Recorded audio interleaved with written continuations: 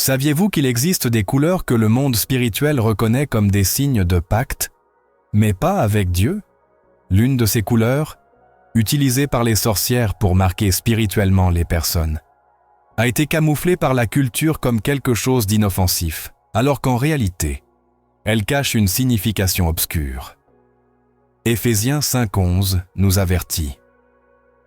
Et n'ayez rien à voir avec les œuvres infructueuses des ténèbres, mais plutôt dénoncez-les. Ce verset ne nous appelle pas seulement à nous éloigner de l'occulte, mais à le dénoncer avec clarté. Aujourd'hui, nous allons explorer l'origine spirituelle d'une couleur que vous ne devriez jamais utiliser, en révélant pourquoi elle a été adoptée par les pratiques de sorcellerie pour identifier, manipuler et affaiblir votre couverture spirituelle. Nous vous montrerons comment discerner les codes visuels que l'ennemi utilise pour influencer et vous aiderons à identifier si vous avez été marqué sans le savoir.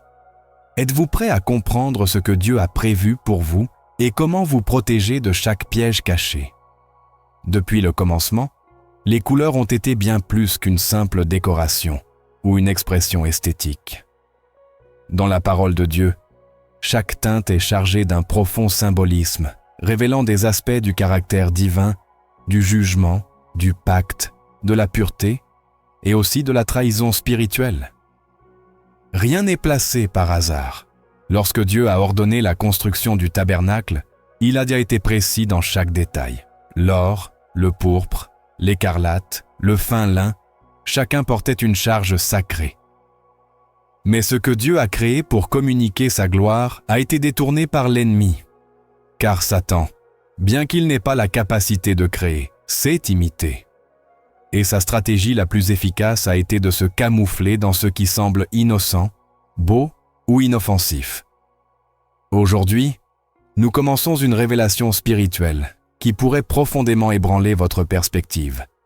Car ce texte n'est pas seulement un avertissement esthétique. C'est un appel à ouvrir vos yeux spirituels à ce qui a été normalisé comme mode, mais qui, dans le royaume invisible, fonctionne comme un sceau, une porte ouverte au contrôle spirituel des ténèbres. La Bible est remplie de signes, de motifs, de symboles et de couleurs. Lorsque le prophète Ésaïe a vu le Seigneur assis sur son trône, il l'a décrit avec des vêtements glorieux et un temple tremblant de sa présence.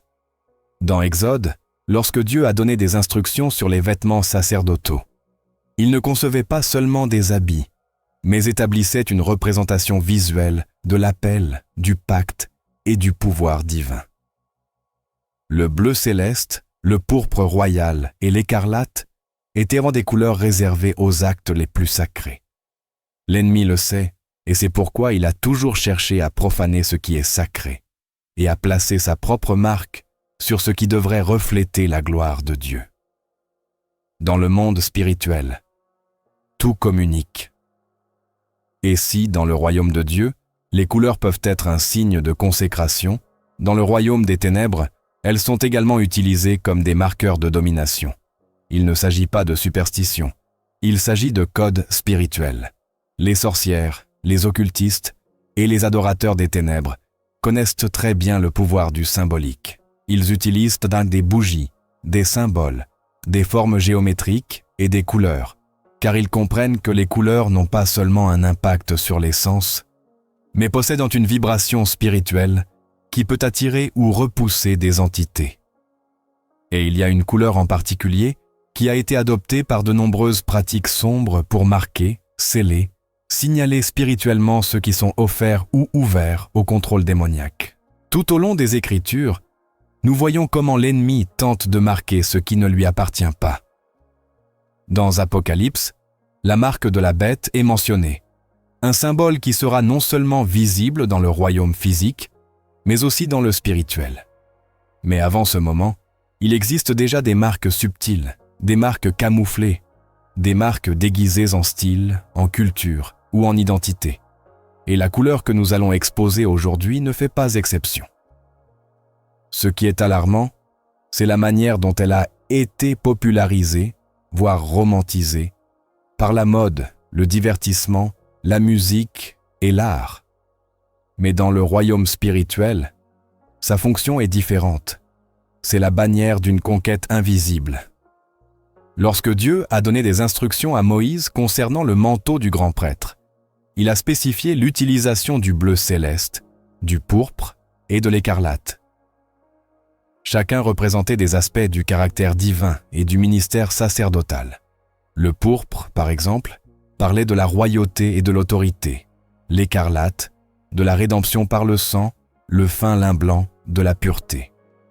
Cela nous montre que les vêtements n'étaient pas seulement une formalité extérieure, mais un outil spirituel avec un dessein prophétique. Si cela est vrai dans le royaume des cieux, pourquoi penserions-nous qu'il n'y a pas de parallélisme intentionnel dans le monde spirituel des ténèbres? Les cultes païens anciens utilisaient déjà des couleurs spécifiques pour représenter leur dieu. Dans les rituels d'invocation, les sorcières et les sorciers savaient que la couleur faisait partie du langage spirituel. L'ennemi n'agit pas avec improvisation, il est méticuleux. C'est pourquoi il a réussi à introduire sa symbolique dans la culture populaire, enveloppée de beauté, d'autonomisation, de sensualité ou de rébellion, selon le message. De nombreux chrétiens ont adopté ces éléments sans comprendre leur contexte spirituel. Et sans le savoir, ils ont ouvert des portes qui se traduisent plus tard par des attaques, de l'oppression, de la confusion ou une stagnation spirituelle. Jérémie 10:2 dit « Ainsi parle l'Éternel. N'imitez pas la voix des nations. Ne vous laissez pas effrayer par les signes des cieux, car les nations en ont peur. » Ce verset ne nous avertit pas seulement contre suivre les pratiques païennes, mais nous appelle à ne pas adopter leur schéma. Souvent, nous pensons que cela ne concerne que les idoles ou les coutumes visibles, mais cela s'applique aussi au symbolique. Il existe des codes spirituels qu'il ne faut pas toucher, et le plus subtil, le plus dangereux, est celui qui se déguise en innocence, car il entre sans résistance. Tout au long de mon cheminement, j'ai entendu de nombreux témoignages de personnes qui ne comprenaient pas pourquoi, après avoir commencé à porter certains vêtements, certains styles ou certains accessoires, leur vie spirituelle s'était affaiblie.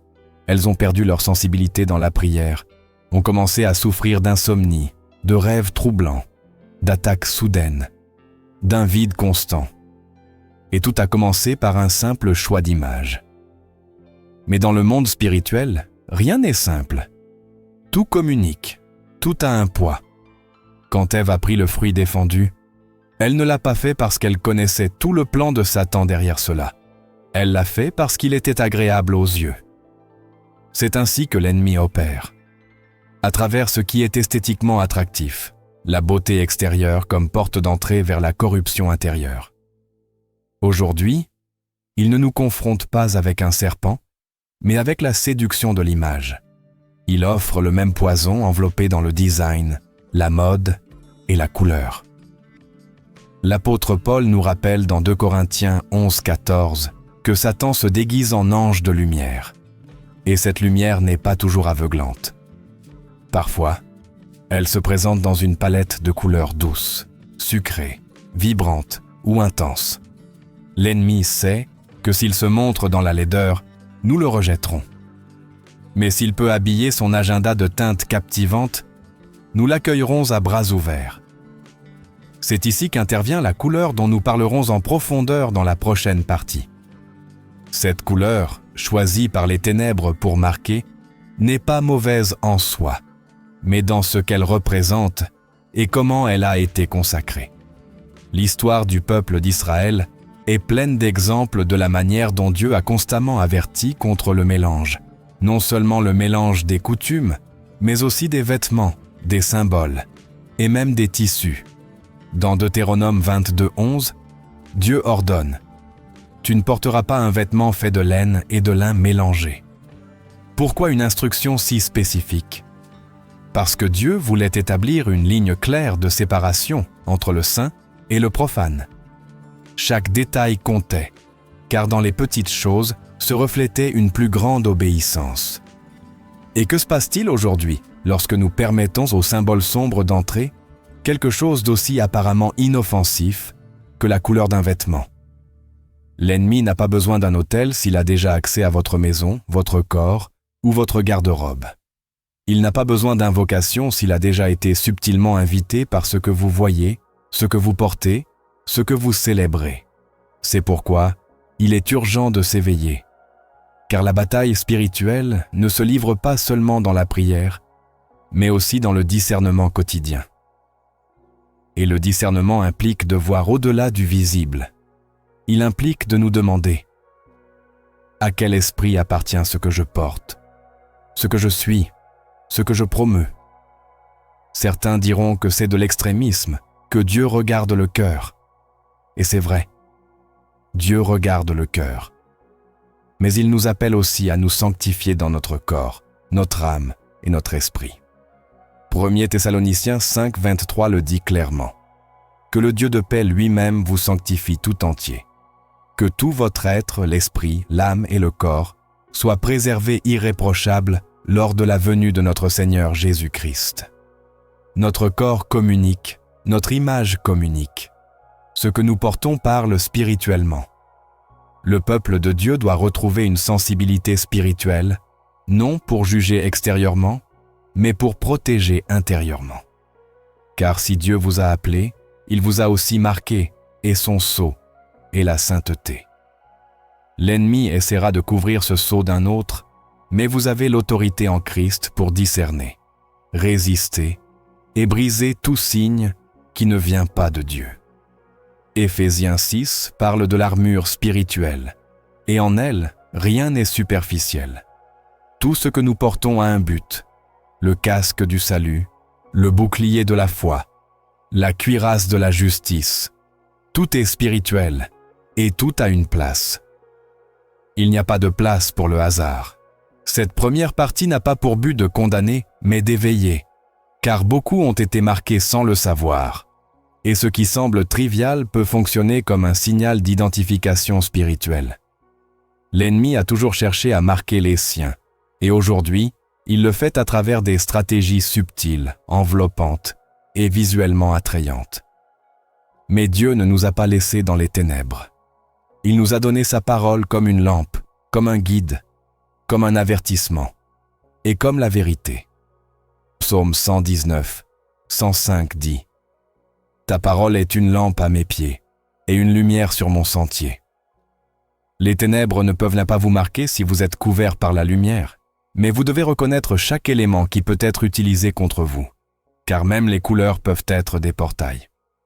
Et si une porte a été ouverte dans votre vie par un choix apparemment innocent, le Saint-Esprit est prêt à vous le révéler, à racheter, à restaurer, à purifier ce qui a été marqué et à le couvrir de sa gloire. Ce n'est que le début. Ce qui suit révélera clairement quelle est cette couleur, pourquoi elle a été choisie par les sorcières, et ce que vous devez faire si elle est déjà entrée dans votre vie. Car votre corps, votre maison et votre âme ont été conçus pour refléter la lumière, et non pour porter les marques de l'ennemi. Êtes-vous prêt à voir l'invisible? Êtes-vous prêt à ouvrir vos yeux spirituels et à renoncer à tout ce qui ne glorifie pas Dieu? Si oui, ne vous détournez pas, car ce qui suit ne va pas seulement ouvrir vos yeux. Cela vous donnera l'autorité de fermer des portes que vous n'auriez jamais dû ouvrir. Le monde spirituel n'opère pas avec confusion ou improvisation. Tout ce qui bouge dans le royaume des ténèbres a une structure, un dessein et un symbolisme. Et l'un des éléments les plus stratégiquement utilisés dans cette structure est la couleur, ce qui, pour beaucoup, peut sembler un simple choix visuel, représente pour d'autres un signal spirituel, un code qui transcende le matériel et se projette dans l'invisible. Dans cette partie, nous avançons vers une révélation qui a été cachée pendant des siècles, une vérité déguisée dans la culture, l'art et la mode, mais qui, dans le langage occultiste, est directe et percutante. Il existe une couleur spécifique que les sorcières utilisent pour marquer, pour ouvrir des portails, pour sceller des personnes. Ce n'est pas n'importe quelle couleur ni une tendance passagère, c'est un choix intentionnel qui a été consacré à des pratiques contraires au royaume de Dieu. La couleur en question est le pourpre sombre, également connu sous le nom de pourpre noir ou violet profond. Bien que, historiquement, le pourpre ait été lié à la royauté et au sacré, comme mentionné dans Exode 26 et dans les vêtements du grand prêtre. Cette nuance particulière a été délibérément détournée dans les cercles occultes modernes. Son utilisation dans la sorcellerie n'est pas symbolique par accident, mais par dessein. Dans les rituels wiccans, les cérémonies de sorcellerie et les cultes néo-païens, le pourpre sombre représente la connexion spirituelle, le pouvoir psychique et l'ouverture aux dimensions invisibles. Ce n'est pas le pourpre du tabernacle, c'est une imitation manipulée. Et comme toutes les imitations spirituelles, son but n'est pas de glorifier Dieu, mais de semer la confusion, de contrôler et de corrompre. Cette couleur a été utilisée dans des rituels pour représenter la transition entre les mondes visibles et spirituels.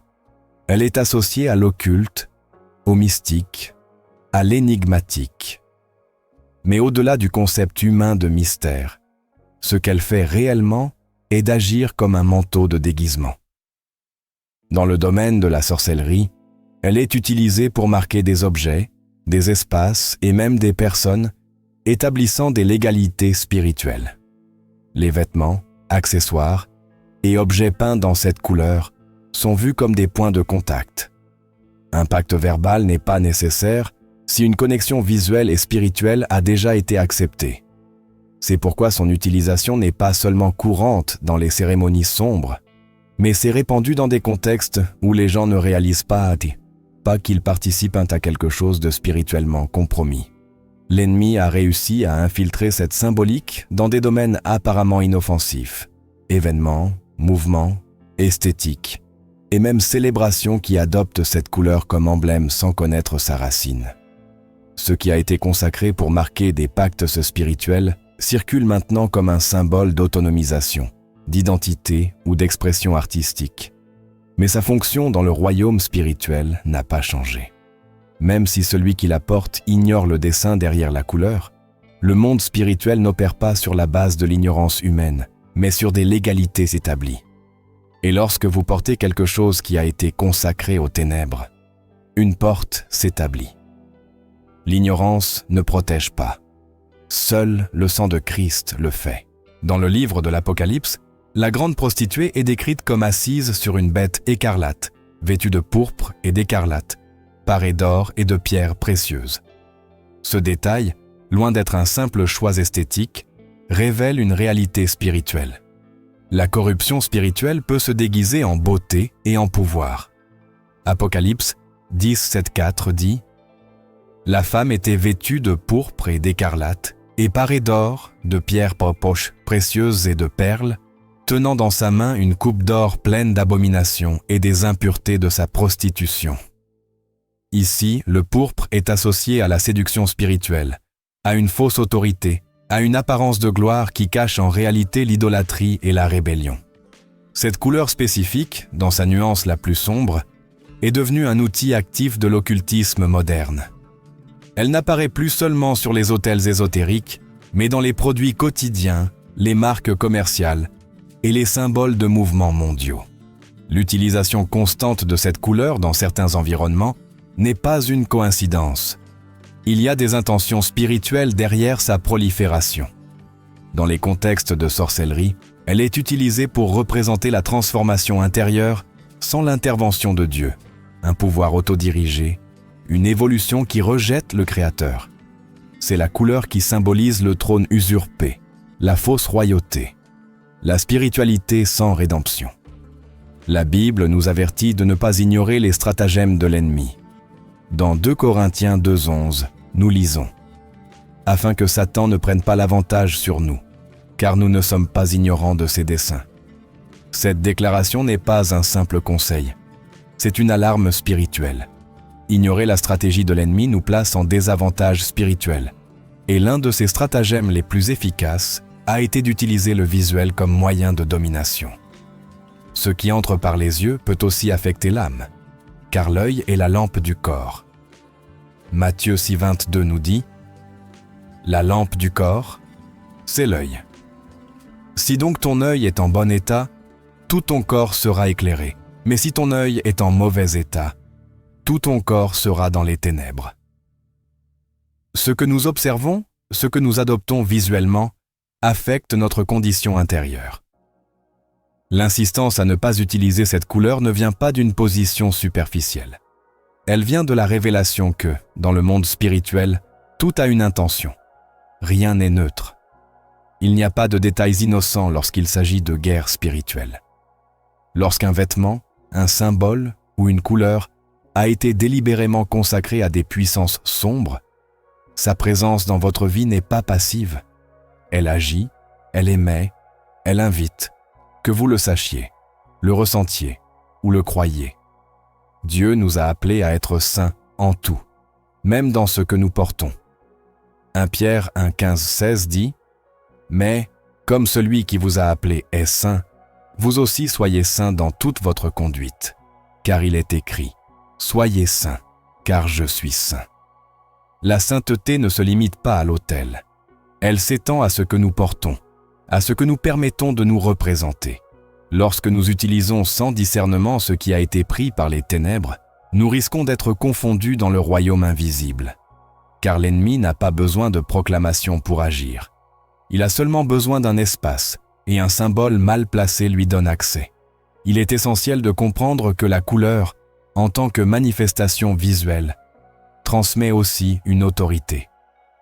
Dans le royaume de Dieu, les vêtements blancs représentent la pureté.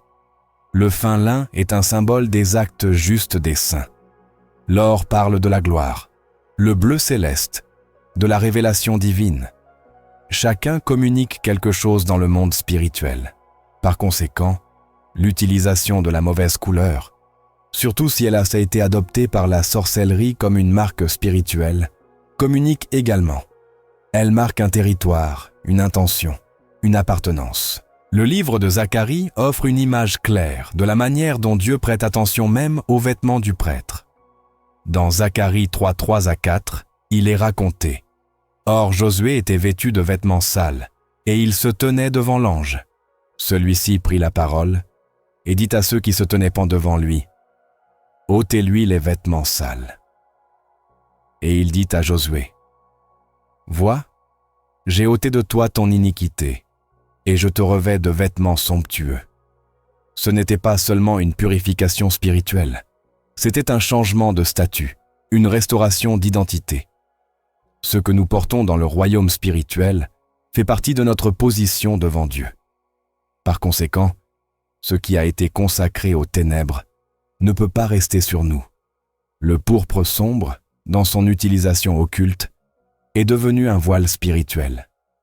Il est souvent associé à l'intuitif, au féminin divinisé, au transcendant sans Dieu. C'est un signe de pouvoir sans sainteté, de vision sans vérité, d'ouverture sans discernement.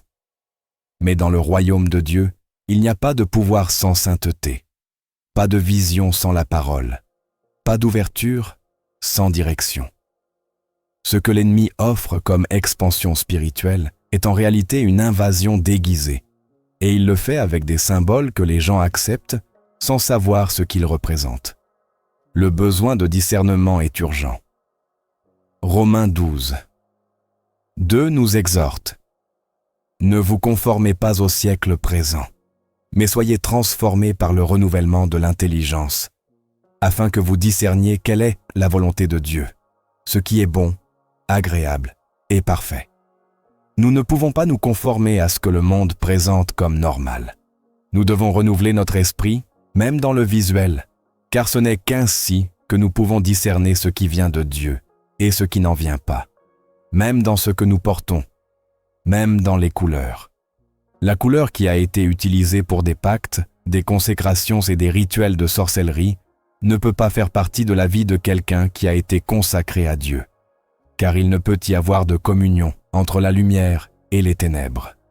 2 Corinthiens 6:14-15 le déclare clairement. Quel rapport y a-t-il entre la justice et l'iniquité? Ou quelle communion la lumière a-t-elle avec les ténèbres? Quel accord y a-t-il entre Christ et Bélial? Ce n'est pas une séparation superficielle, c'est une division radicale entre les royaumes. Chaque élément que nous portons parle de notre citoyenneté spirituelle. Et si nous portons quelque chose qui a été consacré à un royaume étranger à celui de Dieu, nous envoyons les mauvais signaux. Il ne s'agit pas d'avoir peur de la couleur, il s'agit de comprendre ce qu'elle représente. Ce qui a été déformé et utilisé par les ténèbres doit être mis de côté. Le peuple de Dieu ne peut pas ignorer les signes. Et bien que ce sujet ait été trivialisé par le système du monde, dans le royaume invisible, il est actif. Ce qui a été porté avec fierté dans le royaume physique peut crier la reddition dans le royaume spirituel. Le pourpre sombre a cessé d'être juste une couleur, c'est un langage, et ce langage n'appartient pas au royaume des cieux. Le reconnaître est la première étape. S'en séparer est l'obéissance. Et renoncer à tout symbole adopté par l'ennemi est une déclaration spirituelle de liberté. Car lorsque vous décidez de ne pas porter ce qui a été conçu pour marquer, vous dites « Mon identité n'est pas dans un symbole culturel, elle est en Christ, et son sang est la seule marque dont j'ai besoin. Sa couverture est la seule qui me protège, sa lumière est la seule qui doit briller sur moi. » Cette révélation n'a pas pour but de semer la peur, mais d'éveiller, car ce qui a été ignoré pendant des siècles doit maintenant être confronté. L'ennemi ne s'arrêtera pas tant qu'il trouvera des espaces, mais le peuple de Dieu a été appelé à fermer des portes, à briser des pactes inconscients et à aligner chaque aspect de sa vie sur la vérité. Ce que vous portez communique et la couleur que vous choisissez peut dire plus sur vous que vous ne l'imaginez. Aujourd'hui est le jour de discerner, de purifier, de prendre des décisions qui reflètent le royaume auquel vous appartenez. La sainteté se reflète aussi dans ce que nous portons, et Dieu appelle son peuple à être irréprochable. Même dans les détails, l'ennemi a perfectionné sa stratégie pour infiltrer le sombre dans le quotidien. Il sait que s'il se présente ouvertement, il sera rejeté. Alors, il agit avec ruse, déguisant la transgression en art, le péché en mode, et les signaux spirituels en simple choix esthétique. Ainsi, la couleur utilisée par les sorcières pour marquer spirituellement a cessé d'être restreinte aux rituels occultes et a commencé à envahir la vie quotidienne de milliers de personnes sans qu'elles s'en rendent compte. Ce qui était autrefois exclusif aux hôtels sombres se trouve maintenant dans les vitrines, les campagnes publicitaires, les défilés de mode, les séries télévisées, les profils numériques et les marques mondiales. La marque spirituelle est devenue un outil de consommation de masse, et tandis que beaucoup l'assument comme partie de leur identité visuelle, dans le royaume invisible, une dynamique de l'égalité spirituelle s'active que peu comprennent, mais qui affecte profondément l'atmosphère autour d'eux.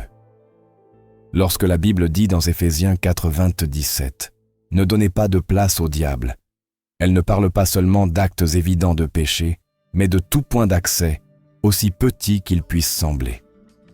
Ce que le croyant introduit dans sa vie, vêtements, symboles, couleurs, peut devenir un point d'accès indirect s'il n'a pas été discerné. Ce n'est pas que la couleur elle-même ait du pouvoir par nature, mais une fois qu'elle est consacrée et utilisée à plusieurs reprises dans des contextes sombres, elle commence à être spirituellement reconnue comme une marque, une bannière, un signal qui génère une ouverture. C'est pourquoi cette couleur, adoptée par la sorcellerie pour marquer, a été popularisée avec une telle insistance et a pénétré silencieusement l'environnement quotidien. Beaucoup l'utilisent sans comprendre ce qu'ils portent. Du choix d'un fond d'écran de téléphone à la couleur dominante de leurs vêtements préférés, ils l'ont intégré sans soupçonner que ce qu'ils portent ou affichent peut parler spirituellement pour eux.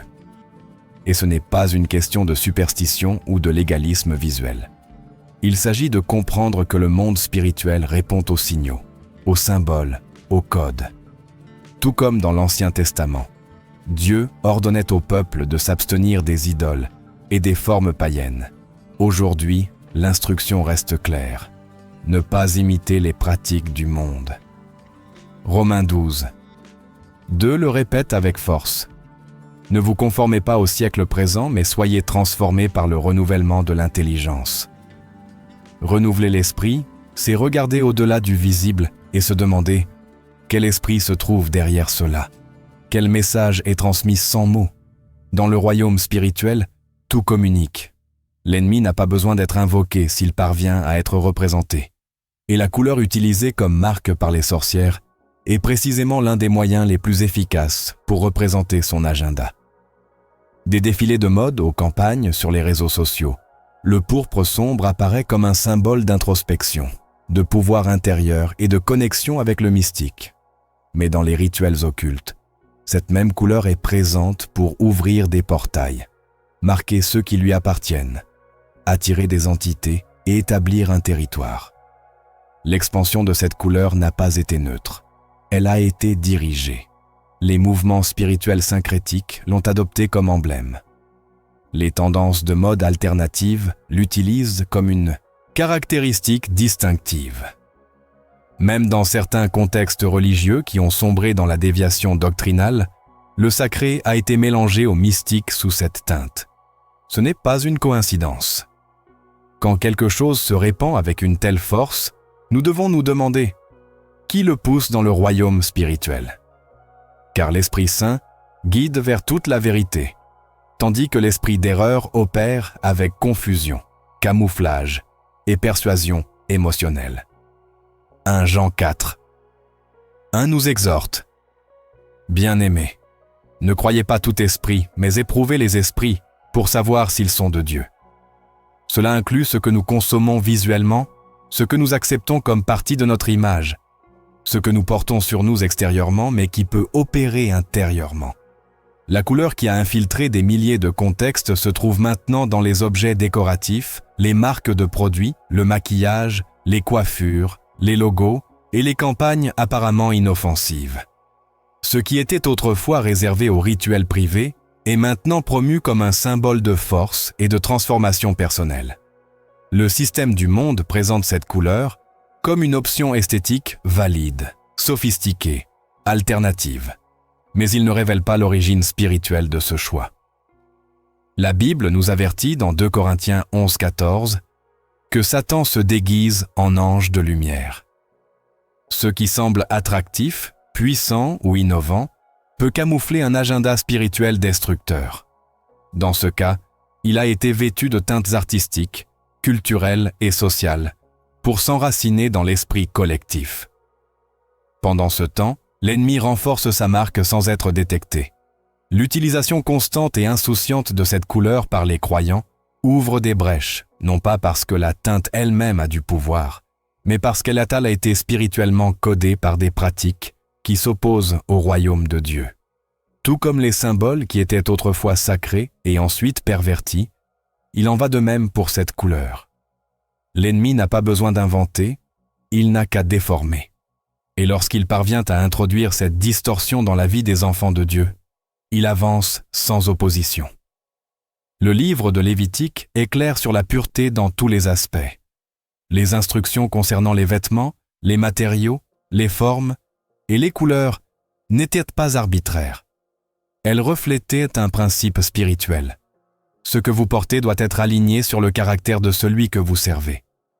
Si Dieu prêtait attention au design du tabernacle, à la couleur du voile et aux teintes des vêtements, il attend également de son peuple aujourd'hui qu'il prête attention à ce qu'il adopte, promeut et représente. Ce qui a été normalisé sur les réseaux sociaux, dans le divertissement et dans l'esthétique, cache des pactes silencieux, des pactes qui ne sont pas faits avec des mots, mais qui sont activés par des actions. Lorsqu'une personne est exposée de manière répétée à un symbole ou une image qui a été spirituellement marquée, cette exposition commence à générer de la familiarité, de l'identification et enfin de l'intégration.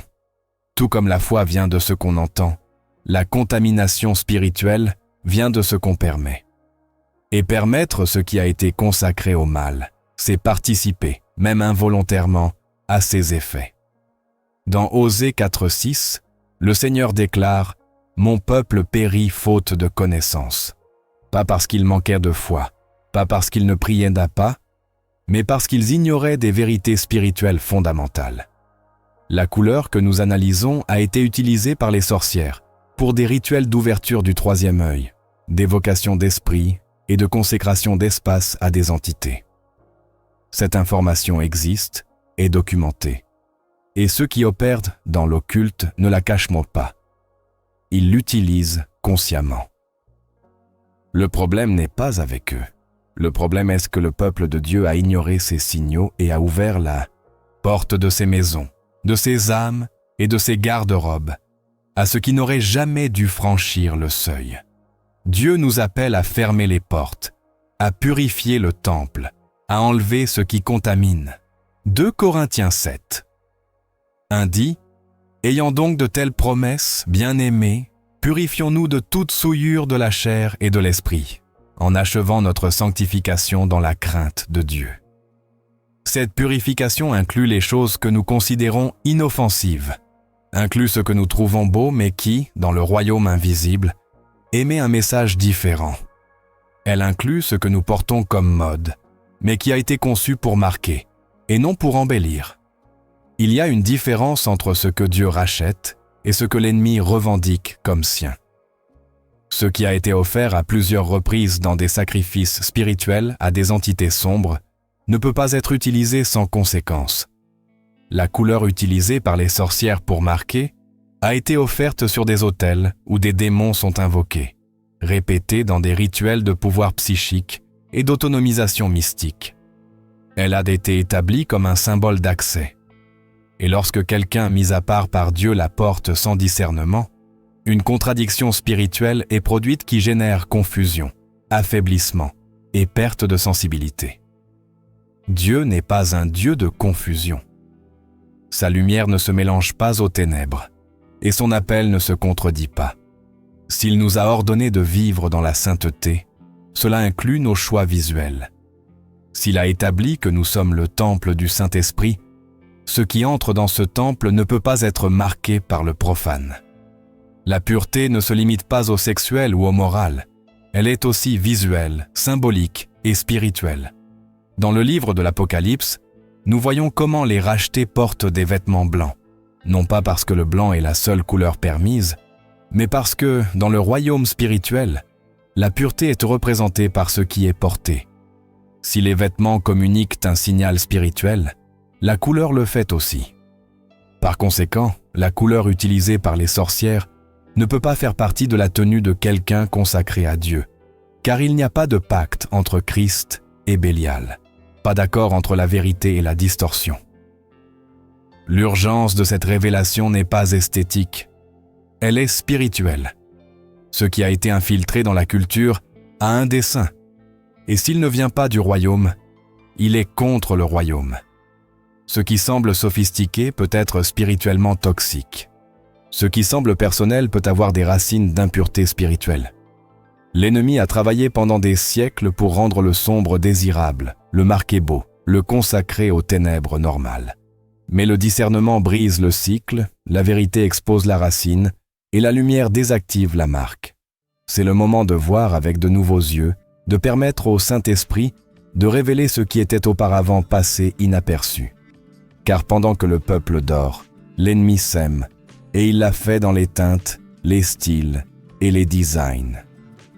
Mais la parole reste notre défense, et elle ne change pas. Si Dieu a dit que nous ne devons pas participer aux œuvres infructueuses des ténèbres, mais plutôt les exposer, comme le dit Éphésiens 5:11, cela inclut ce qui représente visuellement ces ténèbres. Les Écritures ne laissent aucun doute. Tout ce qui est visible est lié à l'invisible. Rien de ce que nous voyons avec nos yeux n'est simplement superficiel. Dans le monde spirituel, les symboles sont des portes, les marques sont des pactes, et les vêtements sont des déclarations. Chaque élément qui apparaît dans la parole, des moindres détails dans la conception du tabernacle aux marques prophétiques des temps de la fin, a un écho direct dans le royaume spirituel. Et lorsque nous parlons des couleurs utilisées par les sorcières pour marquer, nous ne parlons pas de superstition moderne.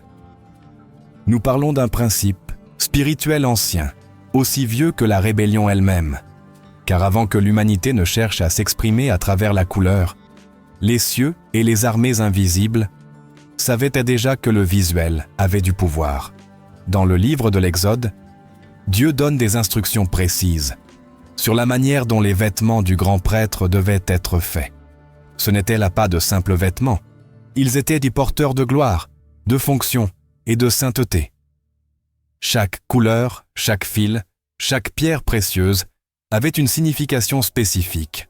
Le pectoral avec les 12 pierres représentait les tribus d'Israël, et l'éphod était tissé avec des fils bleus, pourpres et écarlates. Ce n'était pas un art humain, c'était un langage céleste. Ce qui était porté devant le peuple était aussi ce qui était proclamé devant le trône de Dieu. Rien n'était accessoire, tout était intentionnel. Maintenant, si Dieu marque les siens avec des signes visuels, pourquoi l'ennemi ne ferait-il pas de même? Ou pensons-nous que la marque de la bête ne sera qu'un nombre arbitraire?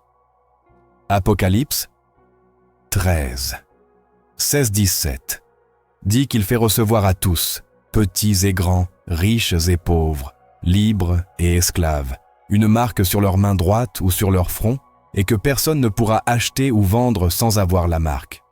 Cette marque sera visible, oui, mais elle portera aussi un poids spirituel incontournable, et ce ne sera pas la première. Car depuis la Genèse, l'humanité a été marquée pour la bénédiction ou la malédiction, pour le pacte ou le jugement. Dans Genèse 4,15, Dieu place une marque sur Caïn, pour qu'il ne soit pas tué. Une marque, un symbole, quelque chose qui le distinguait.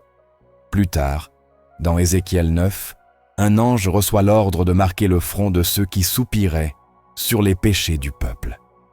Cette marque les protégeait du jugement. Ce n'était pas un acte symbolique sans effet, c'était une ligne spirituelle que le jugement ne pouvait pas franchir. Et dans Apocalypse 7,3, il est ordonné : « Ne faites pas de mal à la terre, ni à la mer, ni aux arbres, jusqu'à ce que nous ayons scellé les serviteurs de notre Dieu sur leur front. » Encore une fois, le sceau, la marque, le symbole, la Bible répète ce schéma avec une clarté écrasante. Les marques visibles manifestent des réalités spirituelles invisibles. Et si cela est vrai dans le royaume de Dieu, alors le royaume des ténèbres imite et contamine ces principes. C'est pourquoi l'ennemi a besoin d'établir des signes qui représentent son autorité.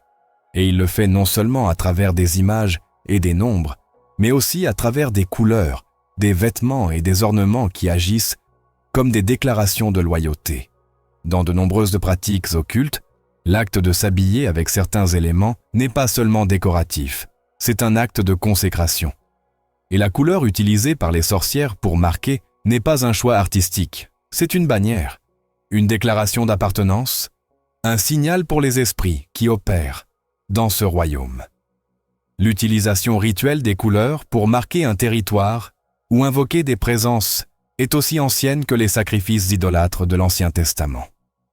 Dans Nombre 15, 38, 40, Dieu ordonne aux Israélites de faire des glands au coin de leurs vêtements avec un cordon bleu, afin que, lorsqu'ils le verront, ils se souviennent de tous les commandements de l'Éternel et les mettent en pratique. Le but était que ce symbole visible rappelle une vérité spirituelle. La couleur bleue n'était pas simplement décorative, c'était un rappel actif du pacte. Si Dieu établit des couleurs pour se souvenir de ses commandements, l'ennemi établit des couleurs pour inciter à leur transgression. Car chaque royaume utilise ses propres symboles pour revendiquer un territoire. Dans le livre de Daniel, Nabuchodonosor ordonne qu'une statue d'or soit élevée, une image de pouvoir, de fausse divinité, devant laquelle tous doivent s'incliner. Et avec cela, une cérémonie visuelle est établie, avec de la musique et des proclamations. Ce n'est pas seulement de l'idolâtrie, c'est une manipulation spirituelle à travers des symboles. Et ce schéma se répète à ce jour. Ce qui était autrefois des idoles de pierre est maintenant des concepts visuels normalisés, insérés dans la culture, pour introduire des légalités sans besoin d'un culte explicite. L'image, le symbole, la couleur, tout fait partie du même langage spirituel que l'ennemi utilise pour substituer la vérité. Dans le livre de l'Apocalypse, l'utilisation des vêtements est récurrente pour distinguer entre les rachetés et les condamnés. Les robes blanches apparaissent comme un symbole des saints. La grande prostituée est vêtue de pourpre et d'écarlate. et les armées des cieux, chevauchent des chevaux blancs et portent du fin lin, blanc et pur. Ce contraste entre le saint et le profane se manifeste visuellement. Il n'y a pas de neutralité. Il n'y a pas de terrain neutre entre ce qui représente Dieu et ce qui représente autre chose. Et la couleur que les sorcières ont adoptée comme marque ne fait pas exception. Elle est conçue pour identifier. Elle est construite comme un signal. Elle est chargée d'intentions spirituelles précises. Le livre d'Ésaïe montre comment Dieu rejette non seulement les actions, mais aussi les symboles qui représentent la rébellion. Dans Ésaïe 3:18 à 23, les ornements que le Seigneur retirera du peuple sont énumérés, car ils étaient utilisés dans l'arrogance et la vanité. Il y a une purification qui commence par l'extérieur, non pas parce que l'extérieur détermine la sainteté, mais parce que souvent, l'extérieur manifeste une connexion avec l'intérieur. Et lorsqu'un symbole a été consacré aux ténèbres, il ne peut pas être racheté sans être d'abord discerné, confronté et rejeté. Tout au long de la Bible, les vêtements sont une constante spirituelle. Lorsque l'humanité a péché dans Éden, Dieu leur a fait des tuniques de peau. Lorsque le Fils prodigue est revenu, le Père a ordonné d'apporter la meilleure robe. Lorsque le grand prêtre entrait dans le Saint des Saints, il le faisait avec des vêtements spécifiques. Lorsque Jésus a été transfiguré, ses vêtements brillaient comme le soleil. Ce qui est porté compte, car ce qui est porté représente. Et si cela est vrai pour la lumière, cela l'est aussi pour les ténèbres. Le monde spirituel réagit aux signaux, aux pactes, aux marques et aux symboles. Aucun mot n'a besoin d'être prononcé pour établir une légalité. Il suffit de porter un symbole qui représente une alliance. Et si ce symbole a été chargé pendant des siècles de consécration rituelle et de pactes occultes, son utilisation n'est pas passive. Elle devient une manifestation active d'ouverture spirituelle. Bien que l'utilisateur puisse ne pas en être conscient, le monde invisible n'a pas besoin d'explication. Il répond à la légalité, pas à l'intention. C'est pourquoi il est nécessaire de comprendre que la couleur utilisée par les sorcières pour marquer n'opère pas simplement comme un pigment. Elle opère comme un code, comme un signal pour les entités spirituelles qui reconnaissent pas ce langage. Et ce langage a été adopté par les cultures, les mouvements sociaux et les courants idéologiques comme une forme d'identité visuelle. Mais à son origine spirituelle, cette couleur ne représente pas l'expression de soi. Elle représente une alliance, une consécration, une marque. Lorsque Moïse est descendu de la montagne avec les tables de la loi, son visage brillait. La gloire de Dieu avait marqué même sa peau. Et lorsque Jésus a été arrêté, les soldats ont tiré au sort sa tunique, car elle était sans couture, d'une seule pièce. Des détails qui semblent mineurs, mais qui portent un poids dans le monde spirituel. Ce qui est porté n'est pas neutre. Ce qui est porté communique, et ce qui communique établit un territoire, non pas parce que le matériel a du pouvoir, mais parce que le symbole a un message. Les Écritures sont remplies d'avertissements sur les objets consacrés. Dieu a ordonné la destruction des idoles, la combustion des vêtements des prêtres de Baal et la purification des ustensiles du temple, car là où il y avait une consécration profane, il ne pouvait pas y avoir une présence sainte. Et aujourd'hui, bien que nous ne vénérions plus dans des temples de pierre, nous sommes le temple, et tout ce qui entre dans ce temple doit être consacré. Il ne peut y avoir de mélange, pas de confusion. Ce qui a été marqué par l'ennemi ne peut pas être utilisé par les enfants de Dieu comme s'il était neutre, car cela perd l'autorité, la clarté et la couverture. Lorsque le prophète Élie a défié les prophètes de Baal, la bataille n'était pas seulement verbale, elle était visuelle. 2 autels, 2 sacrifices, 2 signaux. Et le feu est tombé là où il y avait de la pureté, là où il n'y avait pas de mélange, là où l'autel n'avait pas été contaminé. Cette même dynamique spirituelle reste aujourd'hui. Là où il y a mélange, il n'y a pas de feu. Là où il y a des symboles étrangers, il n'y a pas de soutien. Et si ce qui est porté a été consacré à l'ennemi, la communion est interrompue. Ce qui a été révélé dans la parole doit devenir un principe pour la vie.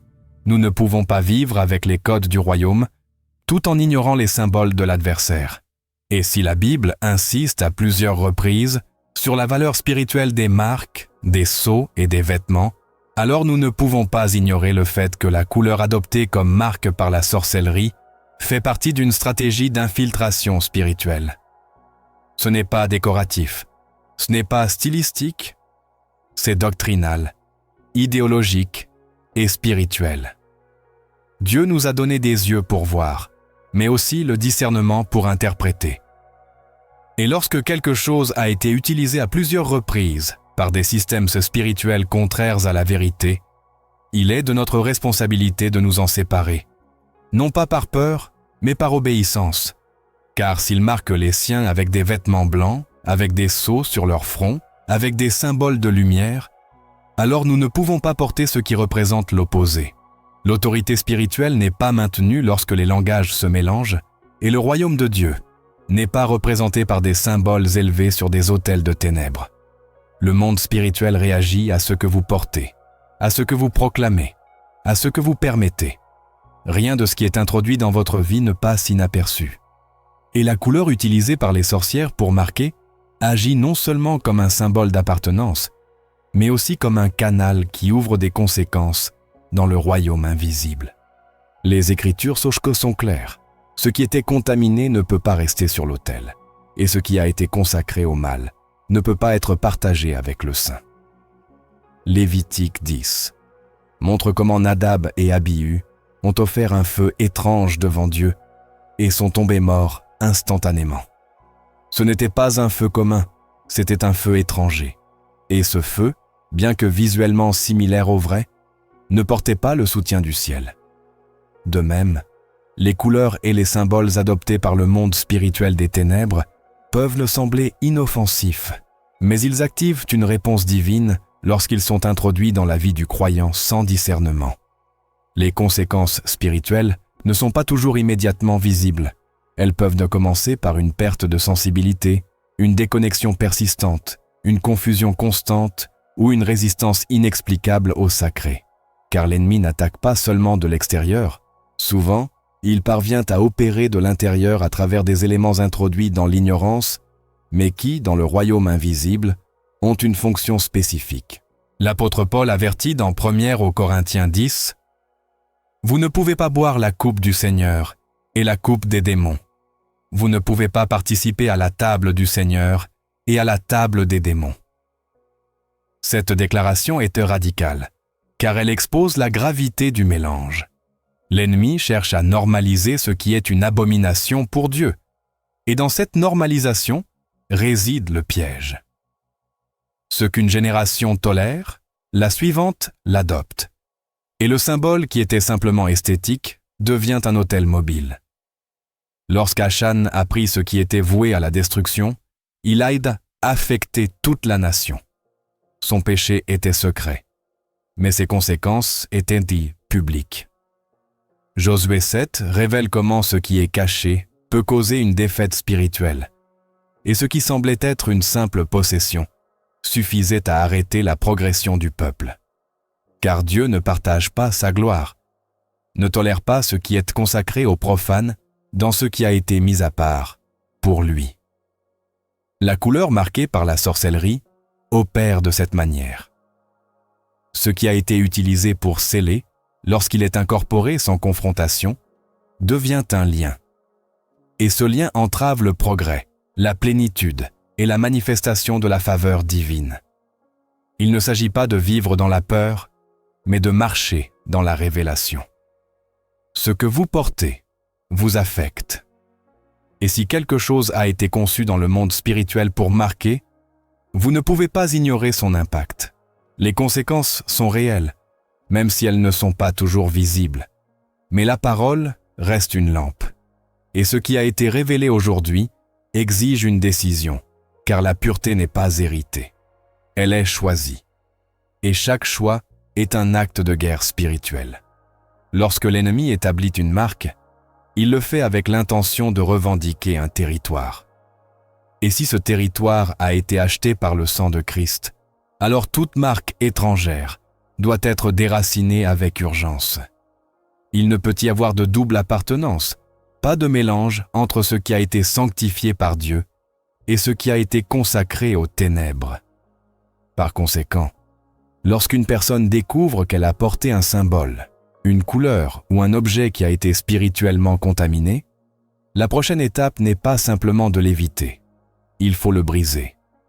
Car dans le royaume spirituel, il ne suffit pas d'éviter. Les légalités doivent être défaites. Et toute marque, lorsqu'elle est soutenue par l'ignorance, peut opérer. Mais lorsqu'elle est exposée à la vérité, elle perd son pouvoir. La parole nous enseigne que la repentance n'est pas seulement émotionnelle. Elle est pratique. Dans Actes 19, 18 à 19, beaucoup de ceux qui avaient cru vinrent confesser et déclarer leur pratique. Et un grand nombre de ceux qui avaient exercé les arts magiques apportèrent droit leurs livres et les brûlèrent devant tous. Ils ne les ont pas gardés, donnés ou recyclés, ils les ont détruits, car ils savaient que ce qui était consacré aux ténèbres ne se négocie pas. Il s'élimine. Cette action était un acte de guerre spirituelle, une rupture visible d'un pacte invisible. Et c'est ce qui doit être fait lorsqu'une marque placée par l'ennemi est identifiée, même si elle prend la forme d'une couleur. Tout ce qui a été adopté dans l'ignorance, mais qui, dans l'esprit, représente une légalité du royaume des ténèbres, doit être confronté à la lumière de la parole.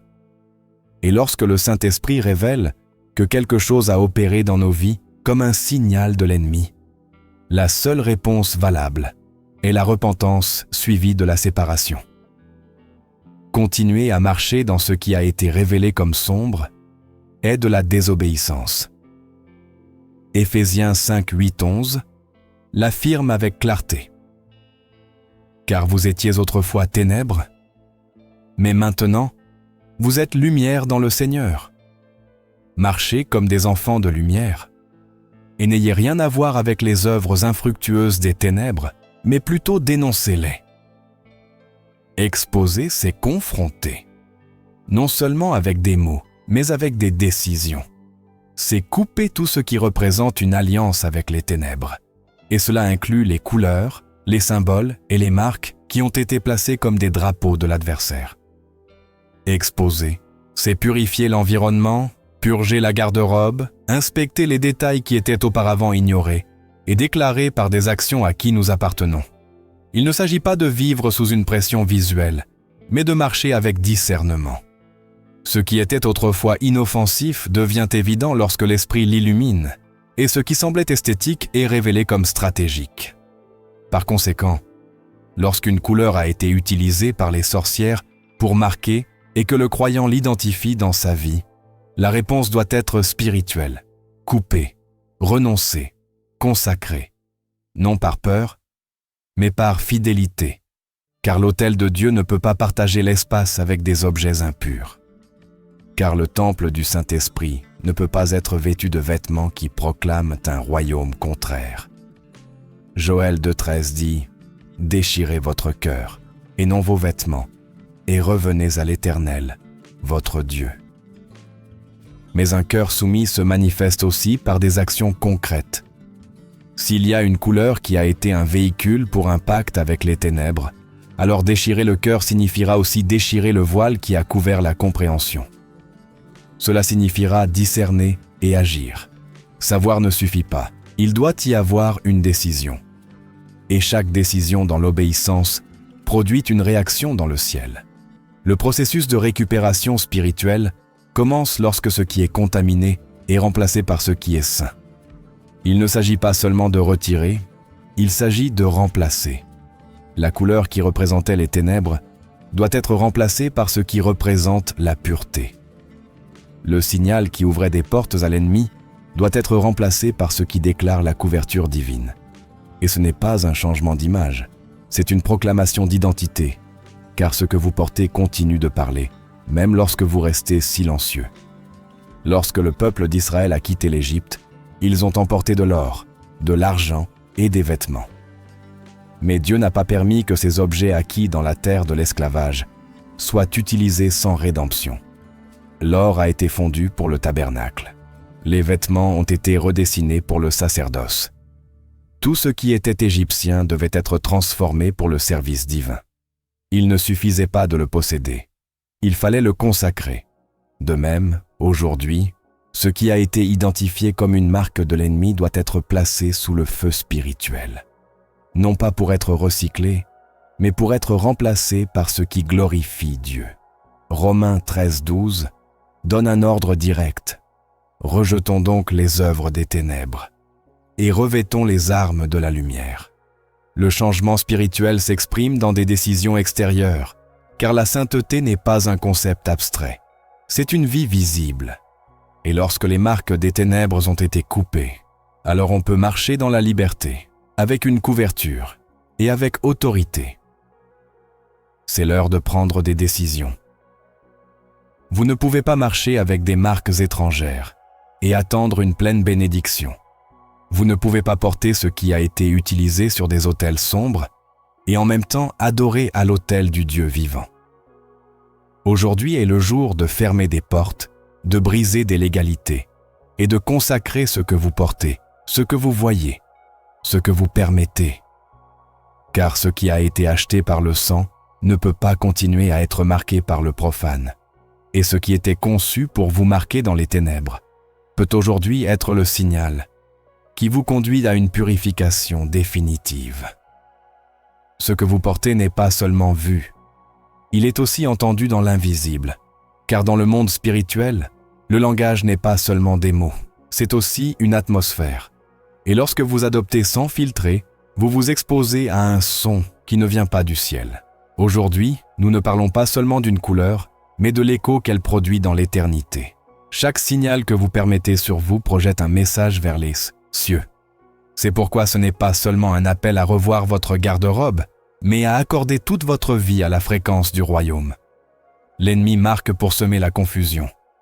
Dieu habille pour établir le destin, et seul l'un de ses codes peut rester sur vous. La véritable liberté n'est pas de faire ce que vous voulez, mais de porter ce que le ciel reconnaît comme sien. C'est la couverture qui protège, le sceau qui soutient, le signal qui active le dessein. Vous n'êtes plus un espace pour des symboles empruntés. Vous êtes le dessein original du Père. Il est temps de porter ce qui reflète l'éternité qui vous attend, car il y a une couleur qui n'a jamais été la vôtre, et il y a une identité que l'ennemi ne pourra jamais effacer. Êtes-vous prêt à refléter uniquement ce qui vient du trône ?